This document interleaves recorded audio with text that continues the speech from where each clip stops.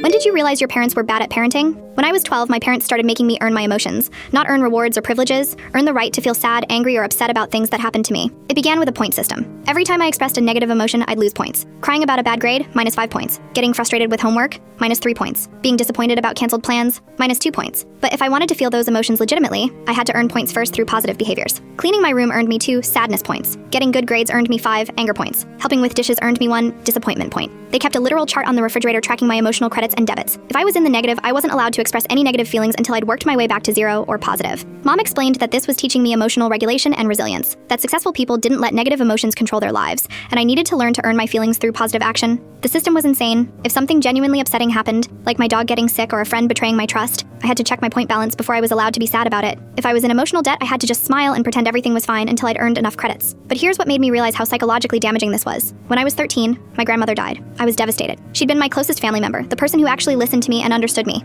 I wanted to grieve, to cry, to process this enormous loss. But I was 12 points in the negative because I'd gotten frustrated about a math test earlier that week. According to the chart, I wasn't allowed to be sad about grandma's death until I'd done enough positive behaviors to earn sadness points. My parents made me clean the entire house, organize the garage, and write thank you notes to family friends before I was permitted to cry about losing the most important person in my life. I had to earn the right to grieve my own grandmother. At the funeral, I sat there with a fake smile because I still hadn't accumulated enough points for public sadness. Family members kept commenting on how strong and mature I was being. They had no idea I was emotionally bankrupt according to my parents' twisted system. The breaking point came when my school counselor called my parents about my unusual emotional responses. I'd started having panic attacks because I was so disconnected from my own feelings. I couldn't tell what I was actually experiencing versus what I was allowed to experience. The counselor was horrified when she learned about the point system. She explained that emotions aren't behaviors to be regulated through rewards and punishment. They're natural human responses that help us process experiences and connect with others. My parents were furious that I'd embarrassed the family by discussing our private system with an outsider. They grounded me and took away 20 points for disloyalty. But they quietly discontinued the chart after the school threatened to call social services. The damage was already done, though. I'd spent 2 crucial years learning that my feelings were wrong, inconvenient, and had to be earned through good behavior. I couldn't trust my emotional responses because I'd been taught they were selfish and inappropriate. I'm 19 now and still in therapy trying to reconnect with my emotions. I have to consciously remind myself that it's okay to feel sad, angry, or disappointed without first proving I deserve those feelings. Some lessons are harder to unlearn than others.